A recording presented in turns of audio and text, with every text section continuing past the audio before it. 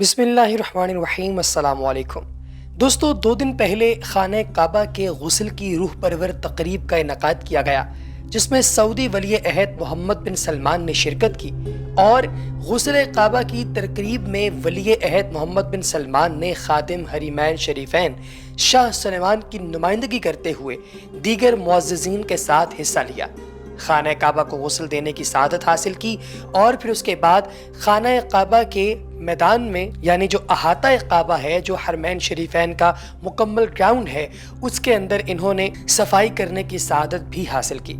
پیارے احباب، خانہ کعبہ کو غسل دینے کی تقریب عہد نبوی صلی اللہ علیہ وآلہ وسلم سے چلی آ رہی ہے۔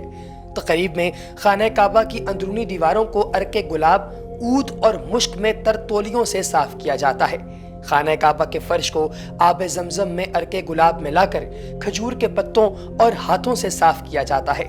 غسل کعبہ کی رسم میں 45 لیٹر آب زمزم، عرق گلاب اور اعلیٰ درجے کا عود استعمال کیا گیا۔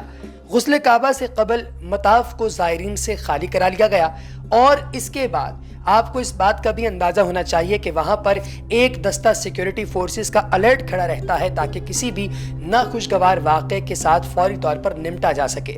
اندازہ لگائیے دوستو کہ اللہ تبارک و تعالیٰ کی ذات جب اپنے گھر کی خدمت کرواتا ہے تو شاہوں سے کرواتا ہے۔ آپ اندازہ لگائیے کہ شہزادہ محمد بن سلمان، جس نے اس وقت پوری دنیا کو اپنے خلاف کر رکھا ہے، عجیب و غریب قسم کے ڈیسیجنز لیتا ہے، اپنے ملک کو جتنی بھی ان لوگوں کی قسم پرسی کی حالت تھی اسے باہر اس کو لے کے نکل آیا ہے۔ اس کے علاوہ وہ جس ویژن کے تحت اپنے ملک کو لے کے چل رہا ہے، جیسے لائن سٹی، نیوم سٹی، یہ ساری چیزیں، اس کے برعکس جب کبھی بات آتی ہے خانہ کعبہ کی خدمت کرنے کے لیے جانے کی تو پھر آپ اس وقت دیکھتے ہیں کہ سب سے آگے آپ کو صف کے اندر شہزادہ محمد بن سلمان ہی دکھائی دیتا ہے۔ اب یہ ایک ایسا بادشاہ ہے جو اپنے ایک اشارے پہ لوگوں کو قتل کروا سکتا ہے، یہ ایسا بادشاہ ہے جس کے ایک اشارے پر پوری ایک فوج ہے نوکروں کی جو کہ یہ جو حکم کرے گا وہ بجا لائیں گے، لیکن اللہ کے گھر کے اندر ہر شخص، چاہے وہ کتنا ہی امیر کبیر کیوں نہ ہو، کتنا ہی طاقتور کیوں نہ ہو، وہ بالکل ایک عام سائل کی طرح آتا ہے۔ پیارے دوستو، بریلوی مجدد اعلیٰ حضرت امام احمد رضا خان فاضل بریلوی رحمۃ اللہ تعالیٰ علیہ، آپ نے یہ کہا ہے کہ خانہ کعبہ کی جو تقریب ہے غسل دینے کی، یہ تقریب الحمدللہ ثم الحمدللہ ایک عرصے سے چلی آ رہی ہے اور مسلمان اس کے اندر بڑے بڑھ چڑھ کر حصہ لیتے ہیں۔ کعبۃ اللہ کی تاریخ اس بات پر شاہد ہے کہ اغلب ادوار میں اس پر بہتر سے بہتر غلاف چڑھایا گیا۔ اہل علم نے اس پر نقیر نہیں فرمائی، بالخصوص سلف صالحین جن کے افعال و اقوال کو منارہ ہدایت سمجھا جاتا ہے بلکہ فعل حاذا کو بنظر استحسان دیکھا جاتا ہے، انہوں نے بھی یہ فرمایا کہ فتح الباری میں لکھا ہوا ہے کہ اس نے غلاف کی بے انتہا تحسین و تنظیم بیان کی ہے اور اس بیان اور توصیف سے قاصر ہے۔ اللہ تعالیٰ اس عمل پر ان کو بہترین بدلے سے نوازے کہ جتنے لوگوں نے آ کر کعبۃ اللہ کو خوبصورت غلاف چڑھایا۔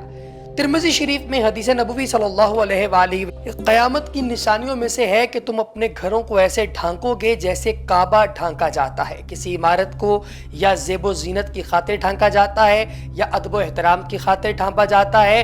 ترمذی کی اس روایت سے معلوم ہوا کہ جب گھروں کو زیب و زینت کے خیال سے ڈھانکنا بھی شرعاً پسند نہیں کیا گیا تو پھر دیگر عمارت کو کسی ادب و احترام کی خاطر ڈھانکنا کیسے جائز ہو سکتا ہے؟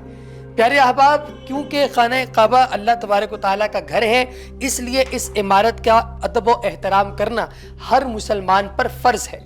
مشہور عالم سیرت نگار رسول اکرم صلی اللہ علیہ وآلہ وسلم حضرت قاضی محمد سلیمان صاحب سلمان پوری، آپ نے 1921 میں سفر حج اختیار فرمایا تھا اور انہوں نے ایک سفرنامہ حجاز تحریر فرمایا۔ یہ سفرنامہ بڑا معلوماتی اور تحقیقی اعتبار سے بڑا مفید ہے۔ کعبۃ اللہ کے غلاف چڑھانے کی تاریخی حیثیت کو انہوں نے اس طرح بیان فرمایا کہ کعبہ پر کسوہ یعنی غلاف کا رواج بہت قدیم ایام سے ہے۔ جہاں تک تاریخ میں پتہ لگتا ہے، تبا بادشاہ یمن پہلا شخص ہے جس نے بیت اللہ پر مکمل کسوہ یعنی غلاف چڑھایا تھا۔ یہ ریشم کا تھا۔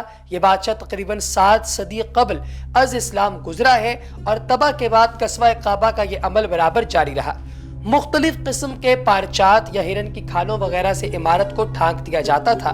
قبل از اسلام تنیلہ بنت خباب بن قلیب اہلیہ عبد المطلب پہلی خاتون ہے جنہوں نے کعبہ پر ایک ہی ریشمی کپڑے کا غلاف چڑھایا تھا۔ یہ ام رسول جناب عباس رضی اللہ تعالیٰ عنہ کی والدہ ہیں۔ حضرت عباس بچپن میں کھو گئے تھے. ان کی والدہ نے منت مانی تھی کہ اگر ان کا بچہ صحیح سلامت واپس مل جائے گا تو وہ کعبہ پر لباس حریر چڑھائیں گی. بچہ مل گیا, منت پوری ہو گئی, تو انہوں نے پھر اس کے اوپر جو ہے وہ غلاف چڑھایا. سیدنا عمر فاروق رضی اللہ تعالیٰ عنہ نے قرار دیا کہ پہلی قصوہ یعنی پہلے غلاف کو زوار کعبہ میں تقسیم کر دیا جایا کرے مگر فروخت نہ کیا جائے, اور قصوہ جدید یعنی نیا غلاف پہنایا جایا کرے. اب تک اسی طرح عمل جاری ہے. دوستو, خلفائے راشدین کے عہد مبارک میں سال بہ سال قسمت اب ریشمی چڑھایا جاتا تھا مگر کسی خاص رنگ کی پابندی نہیں تھی. کعبہ پر کبھی سبز کبھی سفید اس طرح کے بے شمار کپڑے چڑھائے جاتے تھے. خلفائے عباسیہ نے قسوت کعبہ ریشم سیاہ کا مقرر کر دیا. ترکوں نے عباسیوں سے خلافت لی. اس وقت سے یہ سیاہ ریشم کا ہی غلاف ہوتا ہے. اہل عرب کے نزدیک سیاہ لباس وقار اور ہیبت کا لباس سمجھا جاتا ہے.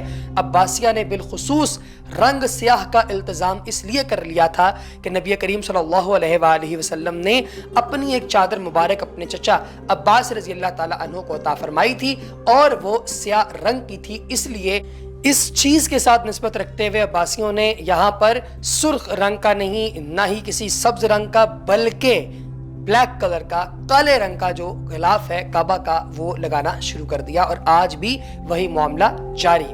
پیارے احباب, اب آپ کو بتاتے ہیں ایک اور بڑی خوبصورت چیز, اور وہ ہے کہ حرم کعبہ کی صفائی کرنے والے پاکستانی جو کہ وہاں پر موجود ہیں, اور الحمدللہ ان کو اللہ پاک کی ذات نے یہ ایک ان کی ڈیوٹی لگا رکھی ہے کہ وہ کعبۃ اللہ کے اندر لگاتار ایک عرصے سے صفائیاں کر رہے ہیں. مسجد الحرام کے زائرین کعبہ کے صحن کی صفائی کا منظر کبھی نہیں بھولتے.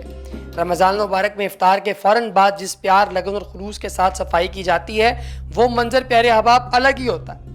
ہر زائر جو ہے وہ زبان حال سے یہ محسوس کرتا ہے کہ یہ کارکن ملازمت کے جذبے سے نہیں بلکہ دل کے احساس سے صفائی کرتے ہیں.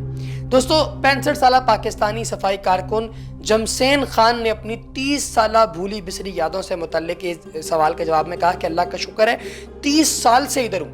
اسلامی دنیا کی سب سے پہلی اور محترم مسجد الحرام میں صفائی پر مامور ہوں. ڈیوٹی کبھی خارجی صحنوں کی صفائی کی ہوتی ہے, کبھی صفا مروہ کی صفائی کا کام دے دیا جاتا ہے, کبھی مسجد الحرام کے اندرونی صفوں کی جو صفائی ہے اس کی ذمہ داری مل جاتی ہے. میں ایک عرصے سے یہاں پر ہوں, اللہ کا شکر ہے یہیں پر ہوں, اسی جگہ پر میری ڈیوٹی ہے اور یہیں پہ انشاءاللہ تعالی میرا انتقال ہوگا. میں کہیں اور نہیں جانا چاہتا. اندازہ لگائیے دوستو, قسمت کی دیوی جو ہے وہ ان بھائیسان پر کتنی مہربان ہے الحمدللہ, اور یہ لگاتار 30 برس سے خانہ کعبہ کی صفائی پر مامور ہے الحمدللہ. پاکستانی صفائی کارکن سے ناقابل فراموش واقعے کی بابت دریافت کیا گیا تو انہوں نے کہا کہ جب میں ڈیوٹی دے رہا تھا تو حرم شریف کی صفائی میں مصروف تھا. اچانک ایک ذہنی مریض جو ہے وہ ایک کافی تیز دھار آلے سے مجھ پر حملہ آور ہو گیا. اللہ کے کرم سے میں زندہ ہوں, حملہ آور کو بھی دل سے معاف کر چکا ہوں. اب وہ کہیں اور زندہ ہوگا اور میں یہیں پہ ہوں.